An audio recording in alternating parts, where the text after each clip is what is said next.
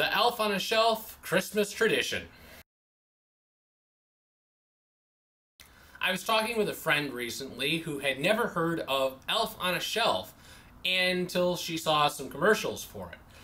And she was like, that's not a tradition I've ever heard of, which was a little surprising because while I didn't grow up in a household that believed or did the Elf on the Shelf thing, a lot of people who grew up around baby boomers did. Elf on the Shelf dates back to about the 50s during the baby boom, and a lot of the things that were very popular in the 50s and became part of what we consider Christmas traditions are from the baby boomer generation. Rudolph the Red-Nosed Reindeer, chestnuts roasting by the open fire songs, all of those date back to things that were popular during the baby boomers growing up. And Elf on the Shelf is one of those traditions. The story behind Elf on the Shelf is that Santa, rather than being able to actually know, like in his head, who's naughty or nice, sends out the secret elves who tell him through letters or different variations on the story, but tell him what's going on in the house. As a result, Santa knows who's to put on the naughty or nice list. Now, Elf on the Shelf is not a toy. It's not a thing to be played with. He just sits there and watches over the household so that he can report back to Santa. And in the strictest sense of the tradition, at least in the households that I knew that did this particular tradition, the elf sat on the shelf all year round, and when the presents were delivered, there would be a letter that would include the reason, the good things that they did to get the presents, or possibly some of the bad things that they did for why they didn't get something.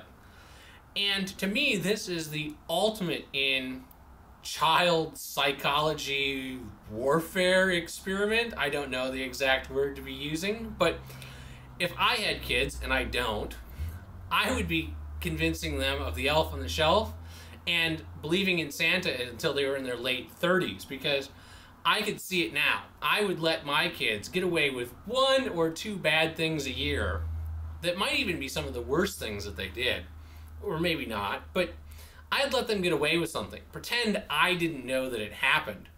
And then, in their letter from Santa, it would say, I was going to get you the Voltron Super Mega Turbo Complete Action Set, but you didn't tell your parents about that time that you smashed the cookie jar and blamed your brother. And so instead you're only getting this single Voltron that allows you to make his right leg and his left arm. And I would use that as a way to get the kids to behave all year round and tell me any of the bad things that they did, because the Elf on the Shelf was watching and Santa would report back the bad things that they did. And I figured I could keep that going until they were in their late 30s, and I would get reports back about absolutely every bad thing they were going to do. And that's how I would play that. But the Elf on the Shelf tradition is kind of fun, especially for little kids.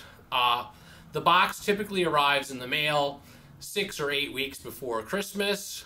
You open it, you put it on the shelf, it stays there year round. There's no resale of it. You get one elf and he lives with you for forever. You have to commit to having some shelf space to put your elf, and you don't put him in a box when he's not being displayed.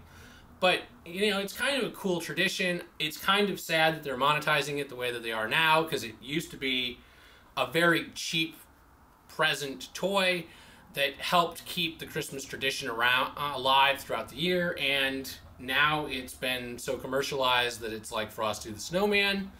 But hey, it's a good and interesting tradition, and like I said, it dates back to the 50s, and if you read XKCD, everyone knows that our current Christmas is all based around reliving everything that happened to the baby boomers in their childhood.